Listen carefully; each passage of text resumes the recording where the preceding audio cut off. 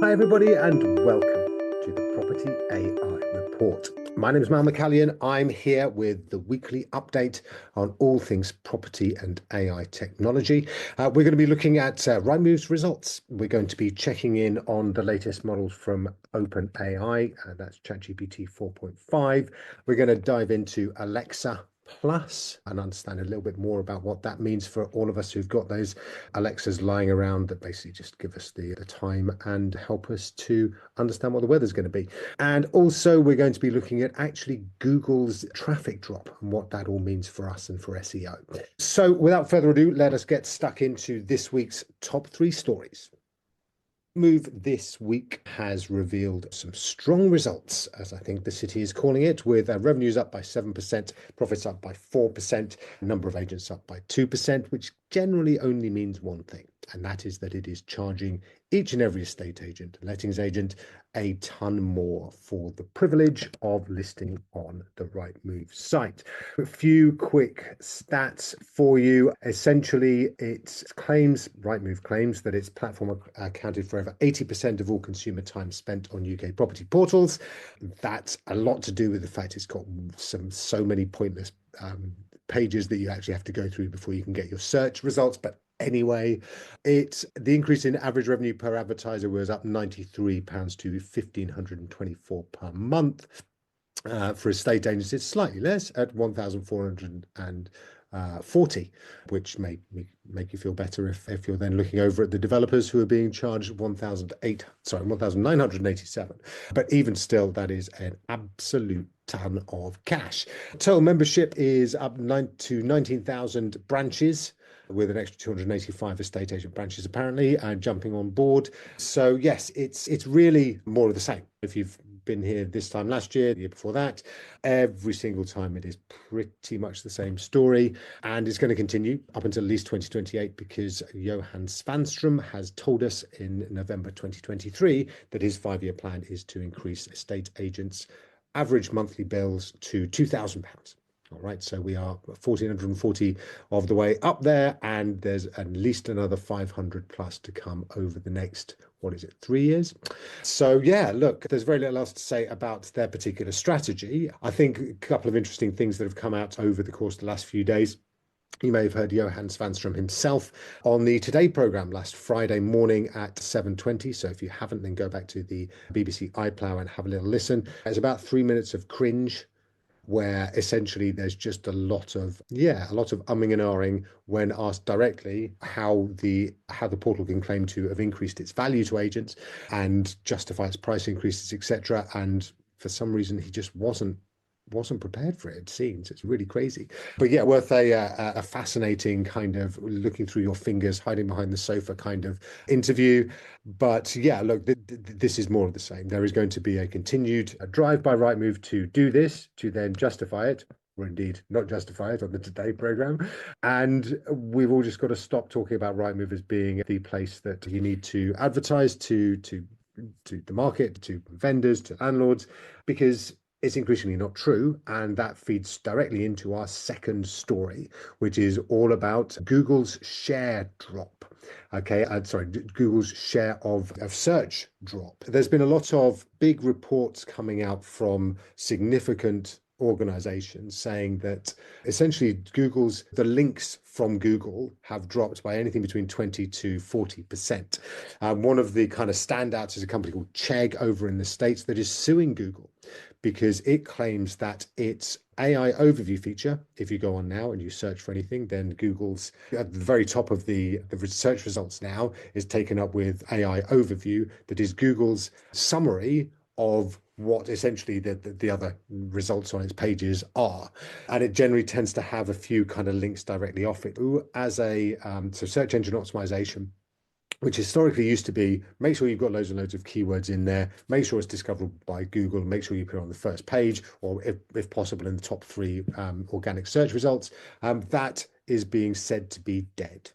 all right, because people just aren't going further down the page and clicking. If you are anywhere off page one, then you are essentially nowhere. That's almost always been the case. But now it seems that actually, unless you are in the AI overview results, then you are nowhere. And this also goes is true for ChatGPT. Me personally, I spend a lot of time searching on ChatGPT these days. I'm also, as regular listeners will know, using deep research a lot from ChatGPT. So instead of actually sitting and doing kind of property searches on any of the portals, I can ask for my favorite dream home, whether it's got sea views, it's got a skylight in the kitchen, it's got a massive garden, it's got parking spaces, those things that you can't find on the property portals. I can ask ChatGPT's deep research. It will go away and it will come back with a lovely, really nice series of links to not just the property portals, but also to estate agent websites with exactly the properties that I'm looking for listed. And it will also then tell me who this particular property is perfect for, and I can judge whether that's actually me or not. So these are things that are happening now with AI. Google has essentially grasped the bull by the horns and decided to introduce its own AI, Gemini powered. And this is really, really making anybody who is solely reliant on organic search at a disadvantage. Okay. Again, all of the Rightmove stuff that's gone on in the past, it started to be peeled away as the AI is now going off and trying to find the right kind of information that is going to be really perfect for the person searching. Now, there's a few things that kind of come to mind here. Chegg, just to be clear, so these guys are suing Google because they're saying that their searches are being interrupted by Google's AI, down 34%. And really interesting analysis that I'll put in the show notes that shows that actually for many other sites, this is true. So the organic search is fallen off a cliff between 20 and 40% down. However, one of these sites where this isn't true is the New York Times. And there is a theory that is going round about this, which is that essentially they've partnered with Google, that they've allowed Google to access their data directly, and therefore they are being privileged, and therefore their traffic is actually up. So they've come into the results when you ask Google a question, and that their traffic is actually up, whereas most others are down. So there is a concern that actually what this is doing is it's almost corrupted search. So essentially, if you pay enough money or if you allow your data to be searched by Google, then it will privilege you in its one-shot answers to questions that are about properties in a particular area, for example. So I think it's going to start to make searchers be quite careful about where they search, because if I think that I'm only going to get the results of a particular organization that has paid Google or is in some way transacting with Google, giving it a benefit of data, etc., then I'm not going to trust that search result as much as I might a place that doesn't have that level of let's say corrupted search in it. And you might argue that Rightmove over time and perhaps the portals over time have got a level of corruption within their search results in the same way that Google used to have, which is the ads, and therefore you have to go further down just to find the organic search results that are all of these properties within a particular price range, for example. I think it's going to be quite a challenge for people to navigate through this, and they're going to have to try and find brands where these AI search results are trustworthy and not necessarily corrupted by who gives them the most money, but actually are true results that are curated in the right way. So they actually utilize, for example, a deep research product that is not going to privilege a particular agency, for example, because they've given more money or whatever, or a portal because they are paying to be at the top of these AI results. So I think it's going to be a really interesting moment, and I think there's an opportunity to actually look at what you're delivering or what you're serving up as an agent and make sure that it is something that is really appropriate and you know, it's very, very easy to find. It's got all of the right search terms in there. It's got tags in there. It understands that if it's going to be discovered by AI, then it needs to have all of these things very easy for AI to find the different attributes of properties, for example. So as Google's search dominance starts to taper, I think we'll see similar things with the likes of Rightmove. And again, going back to a previous story, their determination to continue with the status quo, I think, is evident. They are saying within their results at this time last week that they're recruiting a lot of technologists to try and work on various AI products and services. But let's be in no doubt, those will all be in the service of what Svanstrom has made clear is getting estate and lettings agents to pay up to £2,000 by 2028, because that's how the share price is going to be maintained. They fought off REA Group's approaches in September last year only by convincing investors that they were going to be able to rinse estate and lettings agents for more. So that's locked in. That has to happen, because otherwise its share price is going to absolutely tank, and all of the executives there whose bonuses are predicated on the share price not tanking will find themselves at less sunnier holiday destinations over the coming years. So that's not going to happen. So yes, stay tuned, strap in. Rightmove is going to continue to drive this particular business model and is going to try and sidestep whatever AI can bring. I think it's incumbent on all of us to work in this particular sphere to help to drive traffic directly to estate agent websites and make sure that whatever the vice Rightmove has in store for the market over the coming years, where it's going to try and get around this new AI tech, I think we've got to make sure that it is unsuccessful in that. Yeah, keep watching this space. We're obviously going to be making sure that we keep an eye on the market and see where we can help as well. So that's the second of our stories, Google's kind of drift in terms of its willingness to send organic traffic directly through to websites. The third story that we want to focus on this week is Alexa Plus. All right. Now, this is something that I think has been talked about and a lot in terms of Alexa promised a lot. I think I was not alone in hoping that actually I was going to be able to chat with Alexa and Alexa was going to be able to answer all of my questions, musings, random thoughts. And that was 5, 6, 7, 10 years ago, whatever it was. Now, Alexa Plus is coming and it is priced at $19.99. Although if you are a Prime customer, it's going to be free.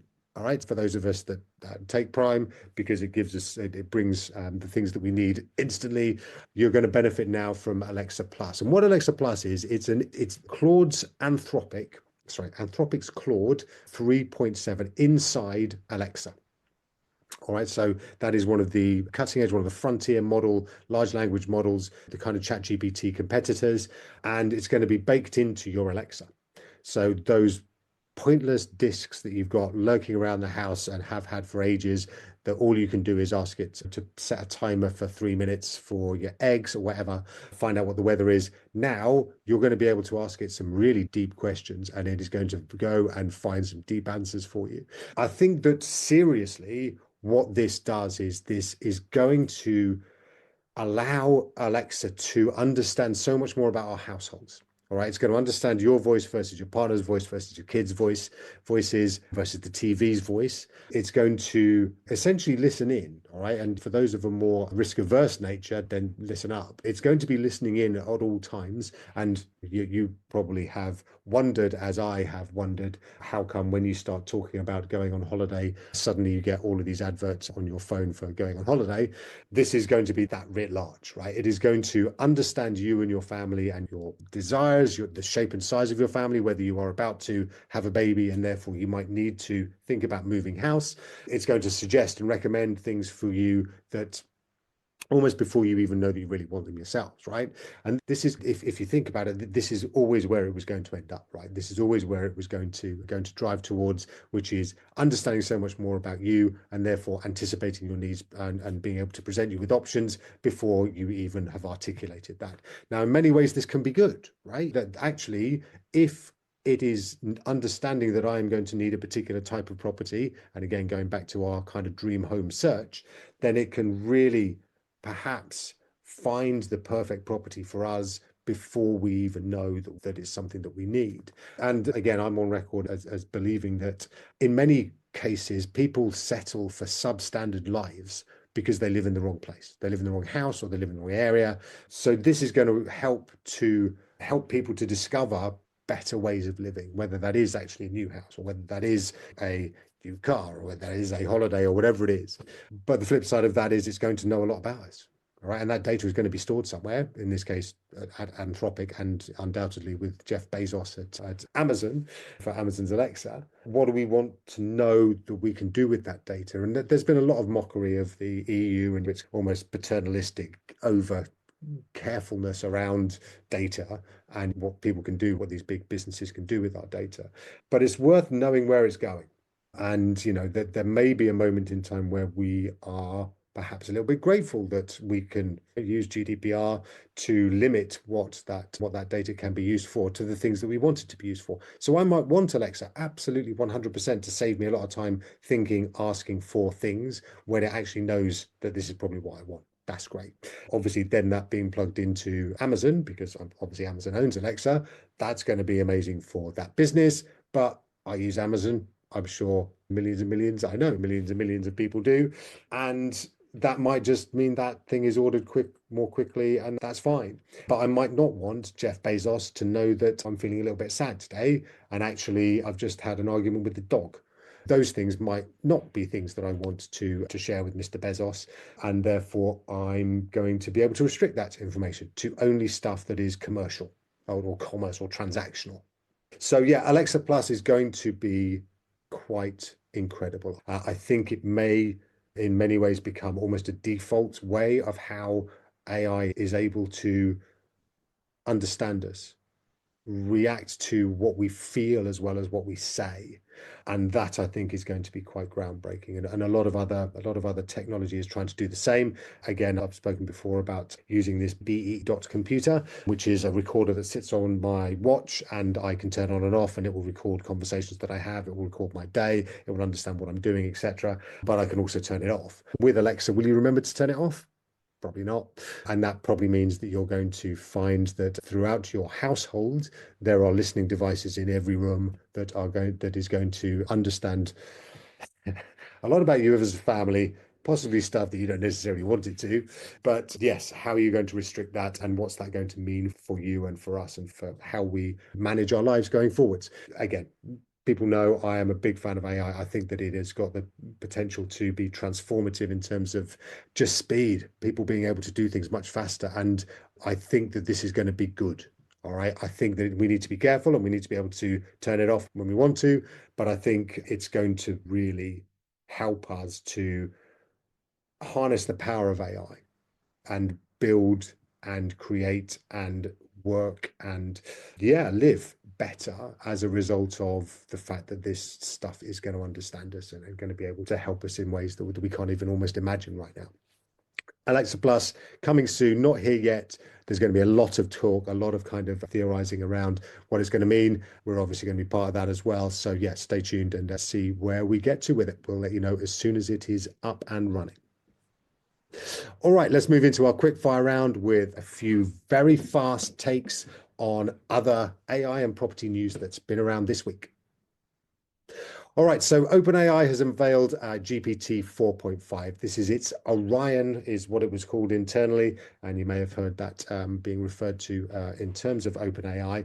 But this is 4.5. It is, as Sam Altman, the CEO, says, the last of its solo chat mission-driven AIs.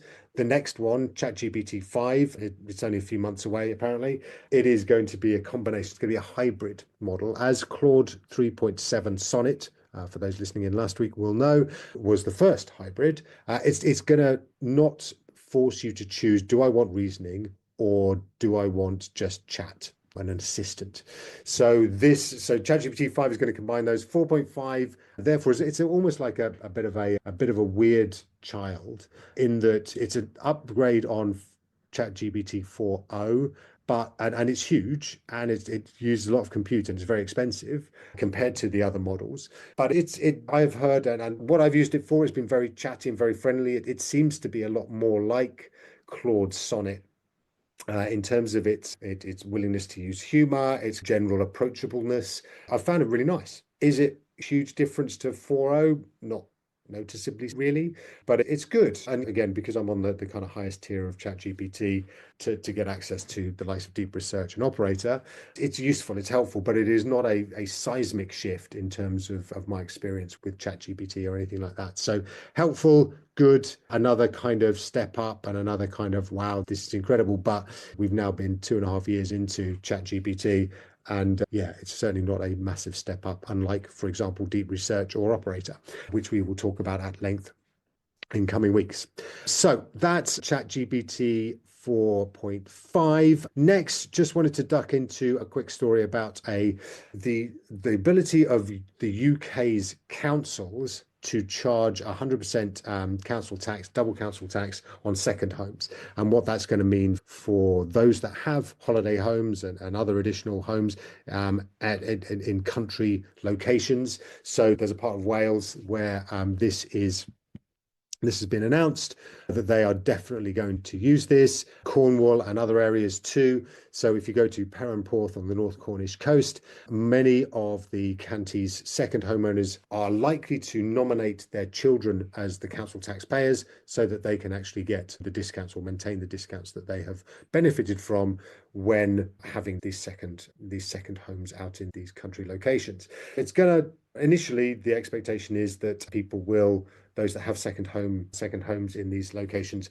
will probably miss the idea that actually you can just chuck your kids on there and they'll be fine. So that there will be a tapering over time of people using this kind of get around, this workaround, and it's going to be really difficult for the councils to actually catch it. So on the face of it, the people who have got these second homes are going to be taxed to the eyeballs for them, in addition to their own, obviously their main residences. But very quickly, there's going to be a lot of work on by tax advisors and so on to help people to put their kids on there, basically find ways around these additional taxation strategies.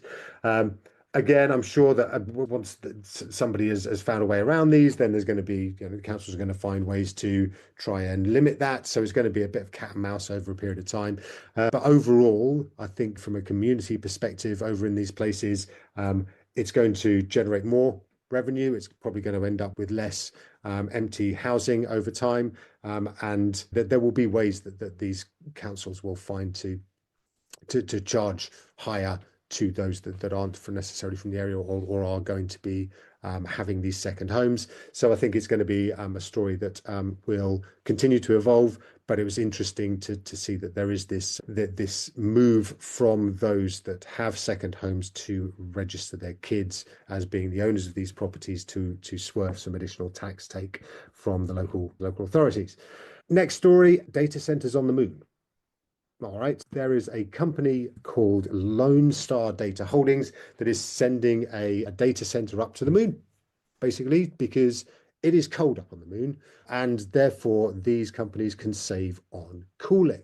So it's a really interesting idea, actually. And with the fact that there is so much cost of data, the actual compute side of things, not just because of the energy required to answer questions in AI, but also because they then need to cool the units in those data centers too. That's something that is going to increasingly be, I think, part of the data mix that we end up using. Obviously, the colonization of the moon from a humanity perspective, let alone a kind of data perspective, and also the minerals and so on that are up there, is becoming increasingly a focus. But yeah, interesting that we're now turning our eyes towards the moon for more than just minerals, more than just potentially landing humans on it, but also as a location for data centers, because economically it can make sense for that too. I think it's really interesting.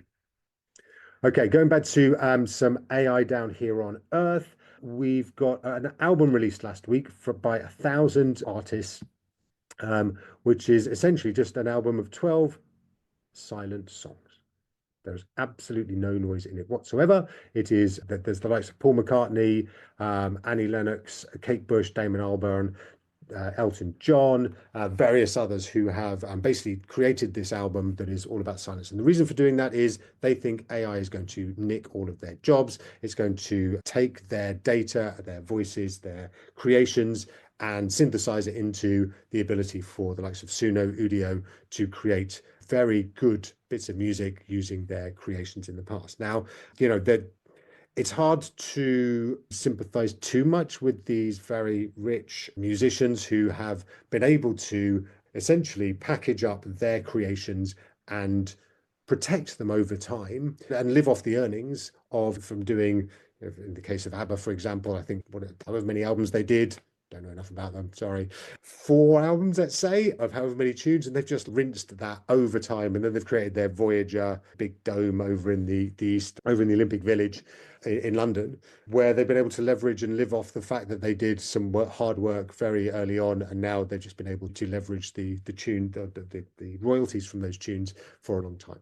Is that something that we all need to worry about overall? I'm not so sure. I think actually they've lived that privileged position. They've been able to almost unionize so that they are able to block anybody from using their stuff, using copyright to do that for a long time. Is that important to protect creatives? That to an extent, I think it is, yes. But to the level that you're never going to be able to use AI on any of their stuff, I think that's a little bit overboard. I understand why they've done this. I think it's a decent effort and an important statement, but I just think that over time, we've just got to get used to the fact that a lot of AI is powered by everybody's hard work over time. It's going to give us as a community, as a society, a lot back in terms of what we're going to be able to use it for. And I think that's protectionism of particular individuals and those that are, you know, that have that privileged position, I think is a little bit rich. And I think that AI, as we build and grow through the coming months, years, decades, is going to give back far more if we don't have all of these people just like niche insisting that they're a special case and that everybody else can go to hell. But for them, they need to protect their own stuff, and everybody else is going to have to pay attention to that. Minimal sympathy with this. I understand why they're doing it, but it's protectionism in my view. And I think that, yeah, AI is going to be able to see pretty much everything that we've done. It already can see very much of that, and we're going to see how that, the benefits of that for all of us as humans going forwards. All right, final quickfire story. Perplexity teases a web browser called Comet. It's going to be interesting the way that we all interact with our browsers going forwards, and Perplexity is ahead of the game here. It's creating a browser. That browser is going to enable AI to communicate with AI. It's going to enable us to create websites that are in essentially AI speak rather than necessarily for humans, because we're not going to be surfing as much, right? We're just going to be asking AI to show me the particular properties that I'm looking for. And we're going to then have these websites that are built in, they're very AI friendly and are going to be able to service and surface the data much more quickly. So Perplexity is ahead of the game here. Really interesting. We are going to see a lot more of this. And I think we should be ready for it, but it's where AI is going to go to the websites, not us humans. And therefore these websites are going to be built with AI in mind. All right, that is it for our quick fire round. Just very quickly, our tool of the week. As ever, we want to just give you one very quick tool that is going to help you in your week's work. This week is called Super Whisper. So go to superwhisper.com, and what you will find, and you can download this as an app as well, is essentially something that helps you to do 3x faster writing. All right, because you can speak 3 times as fast as you can talk. So it will essentially, all you need to do is talk into it, and the AI behind it will understand if you want to send an email to somebody, if you want to make notes, if you want to do a journal, anything that you want to be captured, you can just do it so fast. Obviously, it's great if you're on a run, if you're in the car, you're able to use this instead of having to sit and type. So superwhisper.com, really powerful tool. Go give it a play. Interested in what you think.